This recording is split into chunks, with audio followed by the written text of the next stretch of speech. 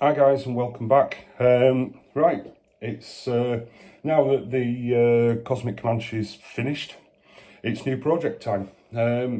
So as said in the last video, the next project is going to be this 40 Ford Sedan. This is a 90s issue, I think, that I've had in the stash for a while. It's even got £10 on the side of the box, so you can probably tell how old this is. It's one I've had sat in the stash for a good few years, and I've been holding on to it for this project because it's one that I've wanted to do for a while.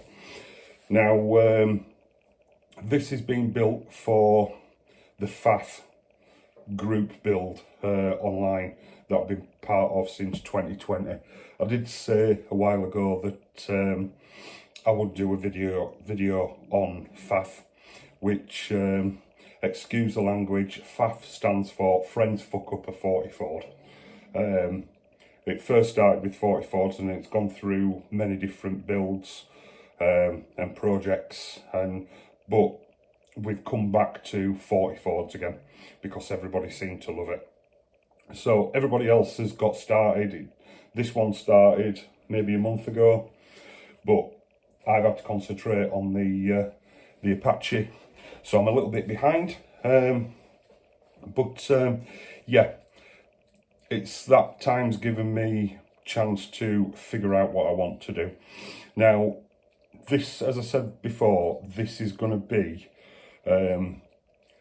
built in the style of something that could have been built in the early 60s. Now I'm just going to show you a couple of pictures of some builds that are inspired, that have inspired this build. These pictures, I've had a couple of pictures that have been in magazines and I've had saved on my phone for a couple of years, but my friend Paul Kelly over in Australia, he sent me these pictures, which are really good detailed pictures of the models that are inspired by. So let me just show you them.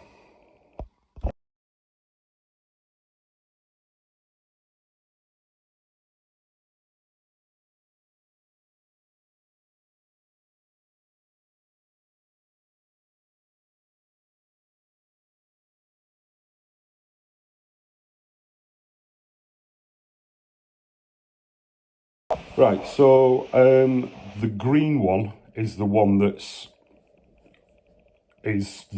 been burning a hole in my head for many years. It's named the Sedan, and it was built by someone called Lon Stern back in the 60s. It's everything. These two models are everything that what was going on in the model building in the early 60s. The excess, the moulding, the chopping up, everything that I absolutely love. As I say, the green one, built by Lon Stern, when he built it, I believe he was 15 years old.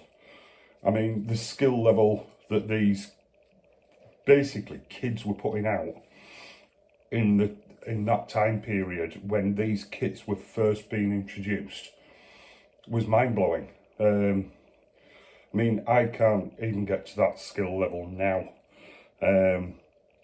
So yeah, hopefully, like I'd wanted to build a replica of that green one, but there's been a couple done previously, and I don't tend to do replicas. I tend to take inspiration from these things. So this is where this project is heading. So the project, the model, what we're going to do to this is, as you can see, the green one and the red one were much narrower, so we're going to have to section the body because the bottom of the window line is level with the tops of the fenders. So we're going to have to take at least 10 mil out of the height of the body. And then we are going to open up the fenders, get rid of the running boards, maybe, don't know, we'll just see how that comes along. But then what we're going to use is these parts, front rear parts. They are parts from an original issue mint kit, 1960 AMT 62 Mercury Komet, the Styline parts. I mean, I was going to use them on the model, but you know, these bits are meant to be used and I like to use them in a creative way. So yeah, that's what we're going to do. We're going to use these parts from the front and rear end. Unlike the last one, we are going to use one aftermarket part on this build, which are going to be the Pegasus Chrome Reverse. They are my favourite wheel ever. They are superb, and I've got many sets in my stash. I'm happy to use them on everything, along with the Supremes that they do, the Sovereigns they're called. But yeah, that's what we're going to be using. One thing is this kit, as I say, it's an older one. I've had it for a while. Probably it's been in my stash for maybe 15 years, I think, something like that. However, AMT or Round 2 have just reissued this model. I'll just put a picture of the box art up when so you can see what you're looking for if you want to follow along. I mean, these wheels are available, and we're gonna use parts box items again like we did with the Apache. I know what I want to do, but 100% don't know how I'm going to get there. So we're going to work it out as we go along. There's going to be lots of cutting, moulding, lots of filler, lots of plastic hard, and sculpting. Like we are going to sculpt the fenders to put a scoop in them maybe. We're going to do, like in the green one, we're probably going to put a roof scoop in. I'm not actually sure yet whether I'm going to chop the roof on it. We'll see.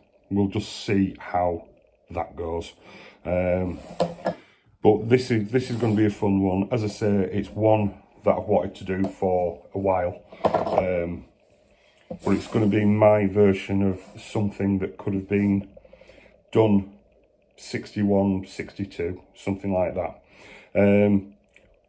We may also try and open the doors because that's a key feature on the two that I showed you, but also to keep it in that mindset of what was going on.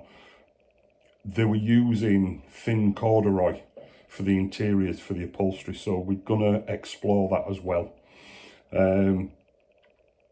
I've never done it before. We're going to work it out as we go along. It may work, it may not, but we'll see. There's something else that I was going to mention. Oh yeah, so the green one was called the Sedan, and it had a turbine engine in it. So unlike what we normally do, I never put engines in anything. However, this one is going to have no bonnet. The engine is going to be exposed and moulded and everything like that. So my friend Mark Cummins over in Canada, I reached out to people saying if they had one of these Revell parts pack. I think they call it the experimental turbine engine. So he had a rebuilder in his stash. So he has very kindly sent me this to use in this model. No idea how accurate it is or how realistic it is and how to detail it. But it's going to be cool. We'll get that in there somehow and get it moulded in. There will be bits and bats required for it. But yeah, I've got a feeling this one is going to be another long one, like the Apache was, and we may stick a couple of other simple projects in between. But again, I'm going to go through and show you how I do it and how we're sectioning these models, how we're moulding them in, what we're using, and that kind of thing. So hopefully this will be of interest to you, and we'll take it from there. I'll just show you at the end of this video the box art for the round 2 reissue, so you know what to look for. Okay, so I'm going to leave this one here. We've outlined what we're going to do, and then we're going to start cutting. I think the first thing we are going to have to do to get it there is we're going to have to section this body, so we kind of get a visual representation of where we are, okay, and what the profile's going to be. All right, guys, I'll see you when we get on to doing that. All right, thank you. Bye.